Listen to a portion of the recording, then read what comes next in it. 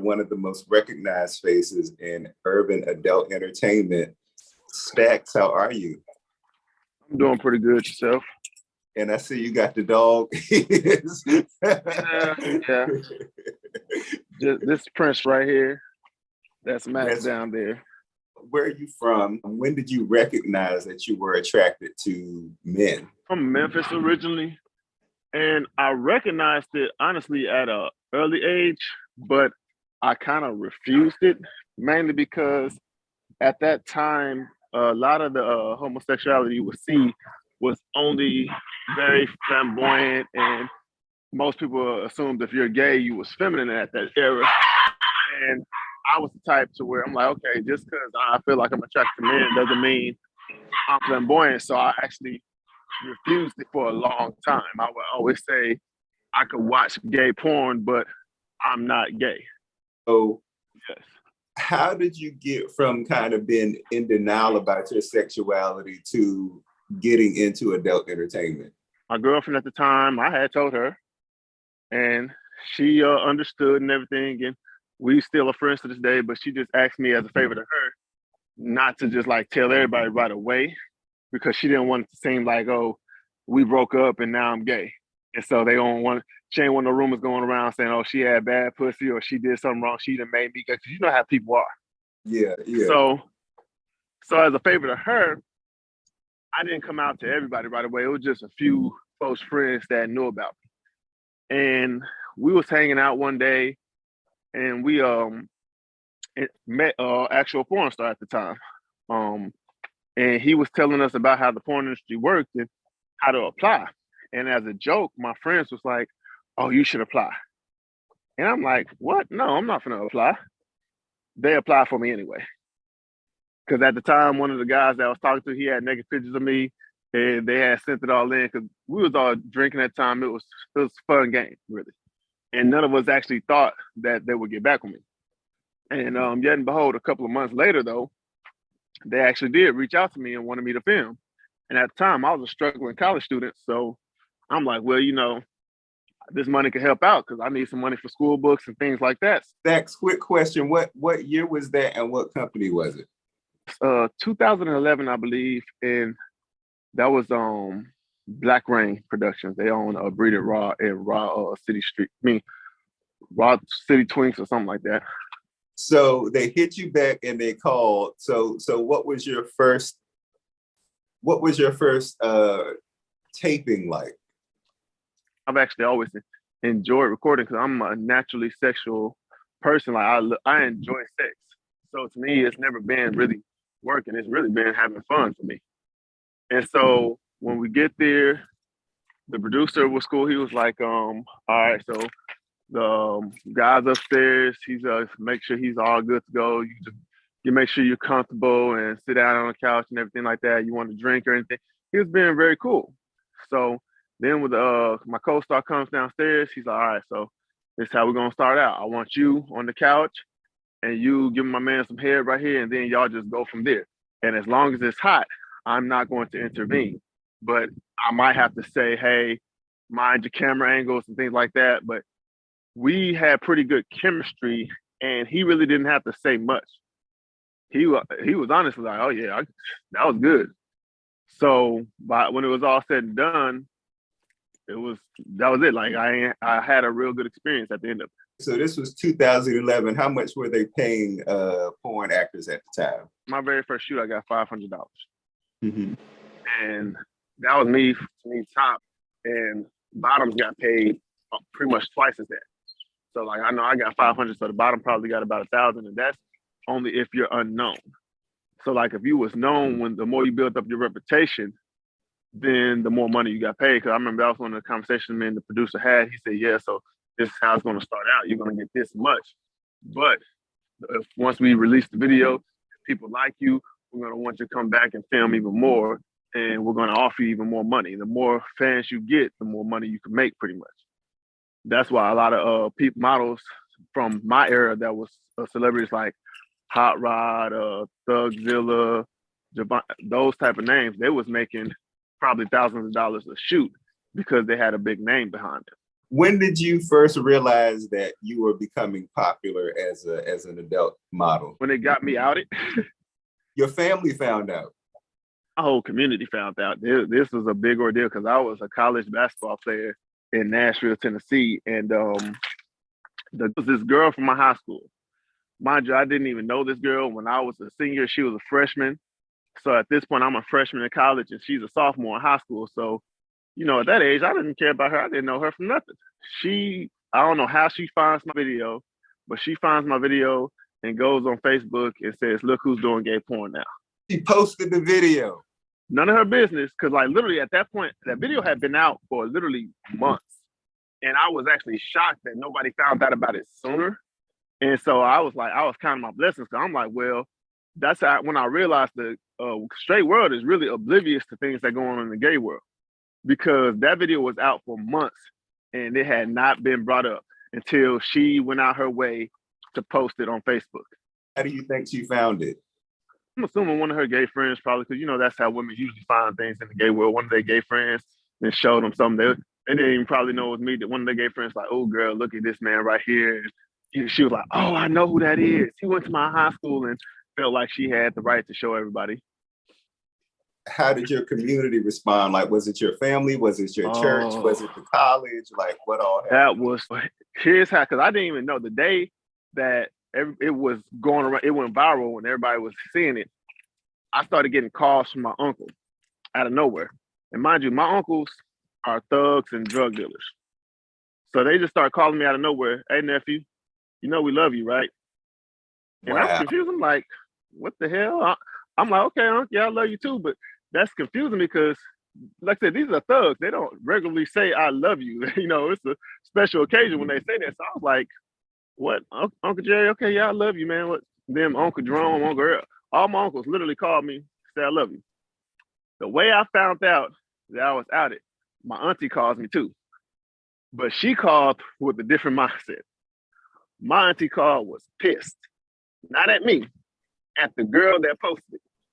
Wow. She got on the phone. Oh, nephew, wait till I get down there. We fucking some shit up. Oh, hell no. You're not going to play with my nephew like that. I'm like, calm down. Tell me what's going on. I don't know what y'all are talking about. And so then at this point, my cousin informs me that the girl had posted it on Facebook. And now I want to tell you how small of a world this is for people that don't know. So the girl that posted my video on Facebook, we come to find out she knew my cousin from when she lived in Chicago. My cousin at this point was living in California because she was a military family. And the girl and her went to school in Chicago when they was like in middle school. And so now my cousin had moved out to California. She somehow moves to Nashville, ends up going to the exact same high school I went to. And so when my cousin sees that, she knew exactly who the girl was. And she was like, oh, I got something for that bitch. I thought we was friends. She want to do my family like that. Oh, we fucking her up. Like, cousin was mad. Auntie was mad. And one thing I remember my auntie said that I will never forget, and this is when I really knew I was good. She said, oh, if my brothers have anything to say about it, you let them know I raised them better than that, and I'll come and fuck their ass up too. How did that impact you as a Black bisexual man, and how has that impacted your level of confidence working as an adult model? That's what actually kind of gave me confidence, because in high school, I was very shy. I was a star athlete in high school, but I kept to myself and I was quiet because I honestly thought I was ugly when I was in high school. You did? Why? Girls kept a secret from me. They wouldn't tell you if you look good or not because they just as shy as we are because we're kids. Yeah. But man, gay men, it got to, oh my God, you are so sexy. First person told me, I'm like, okay, whatever. You don't know what you're talking about. Next you know, oh my God, you're so sexy. Like, people kept telling me this and I kept refusing it. But then when that video comes out and I start seeing all the comments, who is that top? That top is so sexy. Oh my God, oh my God. I was like, oh, well, maybe I am sexy. Do you think, say, doing a bottoming scene changes the viewer's perception of you versus maybe doing a top scene? Like, do people respond to those types of things differently? Like, honestly, one of the things that I've always hated about the gay community when it comes to porn is that people want to push their narrative on somebody. Mm-hmm. They don't want to accept somebody for who they are. They automatically they gonna be like, they see my videos, they see I have a nice ass. Oh, he's getting fucked. There's no way he's a full top. He's getting fucked. And it's like, why y'all? And they literally forced that narrative on me to where it's like the point to where it's like, okay, even if I was getting fucked, y'all make me not want to do it for y'all because y'all trying to force it on me. Mm-hmm. So, and I tell this to a lot of people. To me, in my mindset, I'm a verse top who doesn't get fucked. And the reason why I say that is because it's not that I'm not willing to do it. It's more so the fact that I'm only going to do it one or two reasons. Either monetary gain or, and what I mean by monetary gain, I mean a lot. Like that one film that I got paid to get fucked. A lot of people don't really know how much I really got paid for that. And that was some people that do know, they think I'm lying about it, but I'm not going to disclose that number, but it's a very high number. But the other reason will be if I was in love. Those are one or two reasons. And the reason for that is because it's not that I'm ashamed of bottoming or anything like that. No, it's because I really don't do it in my personal life. It doesn't bring me pleasure. So, and I tried it like when I was first coming out and trying new things. I believe everybody should try everything at least once before they say they don't like it. So when I was first coming out, I was willing to try things to see what I liked and what I didn't like. And I actually gave it a fair chance. Like I literally did a verse relationship and he was the first one to fuck me. And then after the verse relationship, I tried to do just strictly bottoming, didn't work out. Like after about 2 years of trying, I said, you know what, this ain't for me. Mm-hmm. So literally I gave it up for years. Now every blue moon, you might see me doing, like I said, if it's for some monetary value or if I'm in a relationship. And when I mean a relationship, it ain't gonna be like, oh, we started dating today, then tomorrow I decide I'm gonna let you fuck. No, it's gonna be more like we've been dating for a year or two and I decide I really love you. So then I might decide, okay, I'm gonna go ahead and do this for you because I know you want to. Let's talk about that. What is dating like for you in our community as an adult model? Currently, I don't even have to worry about that. I've been dealing with the same guy for like the past 10 years. I've known him since high school and my freshman year in college. And we've been back and forth for like 10 years. You know, I gotta ask real quick, have you bottomed for him yet? Yes, I have. And okay. you wanna know what's funny though? It wasn't, it took longer than a year to. It's been, like I said, almost 10 years. And so that was literally like the first time I've ever decided to do it for him. So I tell people it took him 10 years. What makes you think you got a chance? So how did you figure out this was somebody you wanted to deal with? Like I said, it's 10 years. We haven't been out of each other's lives in that long. At a certain point, we just realized like, hey, you're not going nowhere, I'm not going nowhere. Because we've been through a lot of things. Like I said, makeup and breakup. And I feel like that's built our relationship even stronger because a lot of people don't realize they want the ideal, perfect relationship that they see in the movie.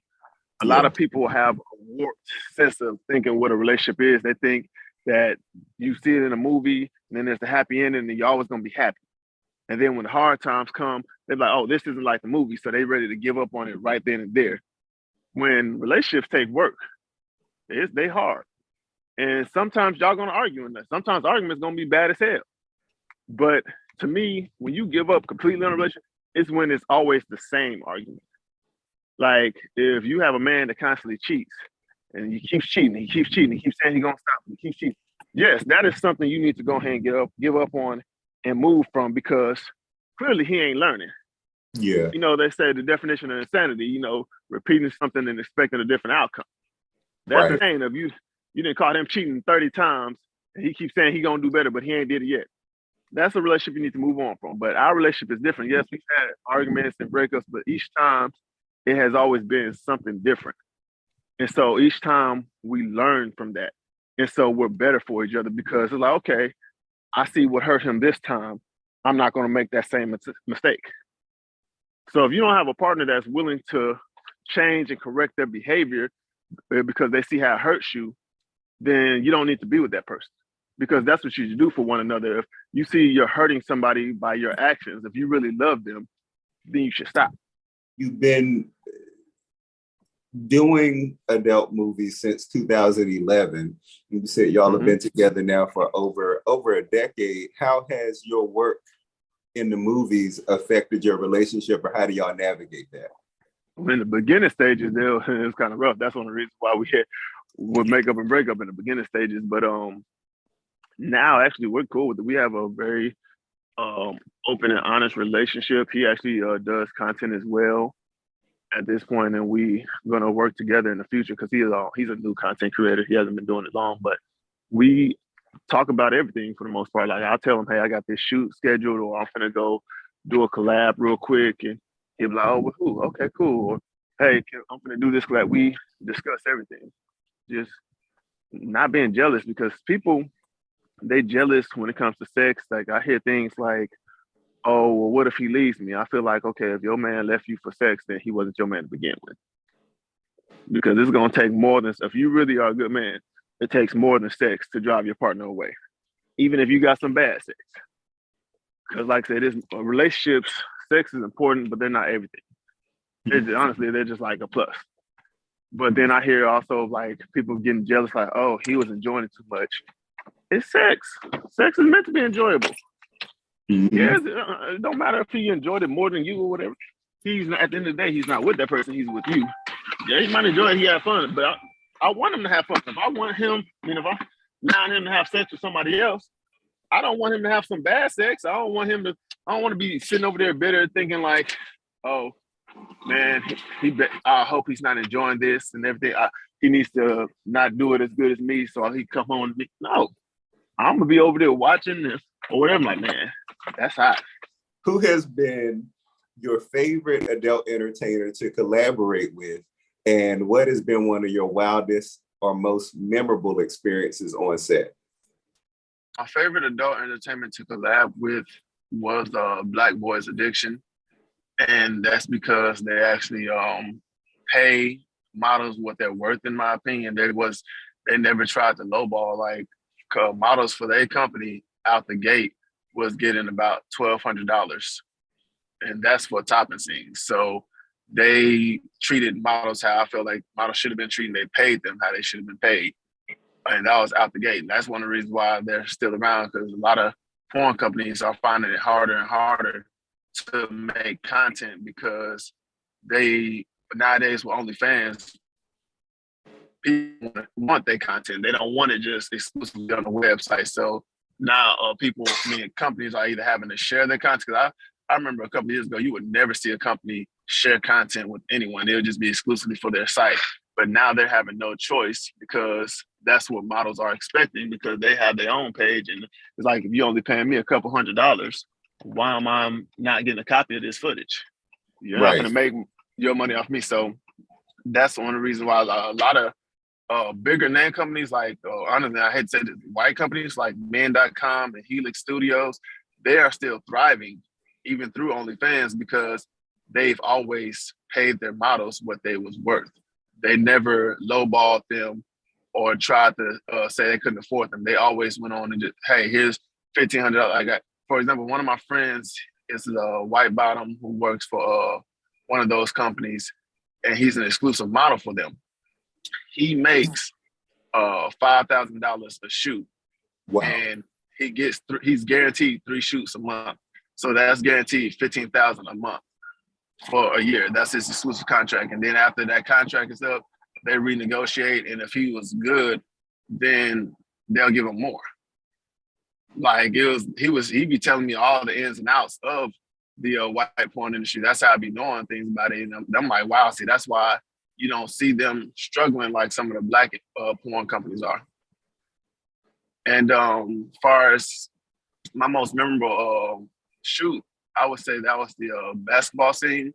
And the reason why that was so memorable to me is because, like I said, that was authentic me. A lot of people think that was acting, when it was actually real, because I really love playing basketball. Like I said, I was a college basketball player, so basketball is part of me. And that scene was not scheduled or scripted. What happened was the bottom of that scene, he was actually a friend of mine. And I was getting ready to go play basketball for real. So he asked me if I could drop him off at his scene. So I was like, yeah. I got no problem with that. So I dropped him off, and I'm sitting in the parking lot, and I'm typing in the address to the port I was going to in my GPS because I was new to Atlanta at the time, so I didn't know how to get around. And as I'm typing in the address, he calls me and said, "Hey, are you still outside?" I was like, "Yeah, I'm still out here. Why?" He said, "You trying to make some money?" And I'm like, "Sure." And what you need me to do? He says, "Well, I know you haven't done porn in a little while, but would you be willing to shoot me because the top is AWOL and they haven't been able to contact him. And if I don't do the shoot, I mean, if I don't find another top, then I won't be able to do the shoot to make some money." So I was like, "All right, well, shit, how much you pay?" He told me, and I was like, "All right, cool." So I go in there, and the producer was like, "Okay, well, I needed a new theme for this because we had it themed off of who the other top was. So now, do you have any?" He asked me, "Do I have any ideas?" And I'm like, "Well, you know what? I'm already in my basketball outfit. We can play it off like we doing something with basketball." I said, "I got a ball in the car. We could go from there." So I went out and got my ball out the car, and I said, "Okay, yeah, I could be sitting right here. I'm dribbling it." He's like, "But he doesn't have a basketball outfit." I said, "He don't need one. Go ahead. You go get in the shower, act like you getting ready still, and we can go from there." That way he's already half naked. And they was like, "Okay, yeah, I like it. I like it." And yeah, look, it becomes one of the best porn scenes that people have ever seen. Last question. What have you learned working in the adult entertainment industry? What lesson sticks out most to you? When I first got into the porn industry, I had another boyfriend who I was only with him for sex, not for love. It was literally just sex. And the reason I know it's sex because now that I'm older, I think back on it. The way we got together, I literally, the very first night I had, because to me, it was kind of romantic on my side, but on his side, it really wasn't. So I had, this is before like Jack and all those other apps came out. This one we had to use a website called bgclive.com. What you know about BGC Live? That's what I started on. I may look young, I'm 30 years old. Yeah, so I seen him on BGC Live and I wrote him, but he never messaged back. And I kept clicking on it because it could tell you how long it's been since somebody been on there. And he never popped up. So I'm like, you know what, let me go ahead and try this. And I looked at his name on there and I typed it in on Facebook. I'm like, let me go check Facebook, see if I can find him. And he popped up. And so I was like, okay, hey, what's up? How you doing? His response was, "Damn, you fine. You want some ass?" And me being new, I was young and horny at the time. "Oh, okay, is that easy? Sure, why not?" And he was like, he just come pick him up because he needed a ride from work anyway. So I go and I pick him up and I bring him back to my apartment at the time. And we had sex. And it was like at that time, that literally was the best sex I had ever had at that time. So I was like, oh, wow, this is mind-blowing. So I took him home after that, and we kept it going for about 2-3 months, just like that. I would pick him up from work, go to his place or my place, we have sex, and then I leave. And so it was one night he invited me to come hang out, and he had a group of friends over there, and he tells me like, okay, hey, is this one guy here that he's like kind of talking to me, so wait till he leaves to try to do any like frisky things and touching things. And in my mind said, I'm like, huh, yeah, right now, this nigga, you mine. This the best ass I done had at this time. You're not giving this away to nobody else. So I went on and claimed him at that point. And it was literally not because I even knew him personally or emotionally. It was literally just a sexual based thing. And so the reason why I learned the lesson of dealing with porn because of that is because later on down the line, he ends up trying to do porn as well. Now, my issue wasn't the fact that he tries to do porn, because I'm not a hypocrite. I'm not going to be like, oh, I feel like I could do porn and you can't. My issue was that he was lying about it. Mm-hmm. And to me, I don't understand. First of all, I don't like lying, period, but I definitely don't understand a stupid lie. Honestly, I respect a smart lie versus a stupid lie, because at least a smart lie, it's like, okay, you were smart enough not to get caught, and it's like I feel like you somewhat care about my feelings, because to do a smart lie, you have to do some extra stuff to make sure you don't get caught. So it's like only people that do that are people that they somewhat care about your feelings. I ain't saying that they care completely, but they somewhat care because they care enough not to let you know so you won't be hurt. Whereas stupid lie is a lie where you're going to get caught. So it's like, what's the point of telling a lie in the first place? That's, to me, it's like you don't care at all about my feelings. And that's basically what he did. Like, he basically had lied to me, told me he was going to Atlanta for MLK weekend. He said him and his friends were going down there just have fun. I said, all right, cool. And then I hear a rumor about him doing porn down there. Now, I'm being nice. I didn't go blow up or anything like that. I literally came to him. I said, hey, so yeah, I heard you did some porn while you was down there. He completely snaps at me and goes off. He says, I can't believe you would ever think I would do something like that. I'm not you. I don't need money for porn and shit like that. Like, he literally is throwing in my face that I did it and making me feel bad. And so I was like, okay, my bad. I apologize. You know, I just had to come to you because I'm not the type, I'm going to hear something and then just keep spreading. I'm going to go verify it from the source. And so when I went to go verify it, he denies it. And like I said, not only did he deny it, he made me feel bad about it. So I was like, damn, okay, my bad. I'm sorry I even asked. You know, that's my fault. But then tell me why 2 days later, he calls me back and tries to say, okay, yeah, I did do a video. And I'm like, so what's the point of lying though? Like, why did you go through all that? Like, you literally made me feel bad when you know this whole time you did do it. I forgave him at that point. That was the first time I forgave him that first time. And we was like, okay, we're gonna try to do it together. I'm like, we're gonna do it. We're gonna try to make money together. And then we ended up having an issue with the producer about us trying to shoot together because he wanted one thing. Like, mind you, I'm an easy person to work with. I learned that if you aren't comfortable with something, you speak up and say it. But a lot of people nowadays, they assume that no is you being mean or you having an attitude, when that's not the case. Sometimes no is just no. Like, people are entitled to say yes or no to questions, but everybody acts like a no is just the meanest thing in the world to say, and it's not. And when I feel some way, I'm going to say no if I feel like it. And basically what they wanted, the producer, he wanted to do a threesome with me and my boyfriend and another top. And at the time, I was like, I wasn't comfortable with that yet. So I just told him, no, I wasn't comfortable about that. And he got really mad about that. He said, man, y'all the one came to me for trying to make this money, and now y'all models want to have an attitude. And I'm like, I didn't have an attitude, sir. I really just said I didn't want to do that shoot. Like, you could have came up with something else or anything else. I wouldn't have cared, but all I said was, no, thank you. And I did it in a polite way. But he made it like I had an attitude and everything. I'm like, okay. So I wrote that off. But later on down the line, he basically kept talking to my boyfriend, ended up getting my boyfriend to go down there and do a couple of scenes. And like I said, I wouldn't care if he was honest about it. But once again, he lied about it. Mm-hmm. He was saying, yeah, I'm not going to do it without you. And I'm like, okay, cool. I said, okay, well, we could work on it. We could go to another company. That one didn't work out. There's plenty of other companies. We could go do something for other companies. Like, I had a whole plan. And then tell me why, like 2 weeks later, I see a video preview with his ass. And I'm like, I know that ass. I know that ain't him. So I go click on the preview. Sure enough, right after his ass, it showed him sucking dick, getting pounded and everything. I'm like, okay. So we're lying again.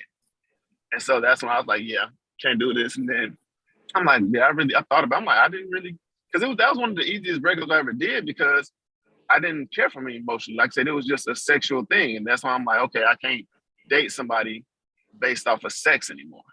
I don't care how good, like, a lot. And I think it's funny, a lot of people try to throw that in there. Like, when they'll try to talk to me or get at me, they'll be like, man, you sexy, I'm sexy. I got good ass, you got dick. So why can't we?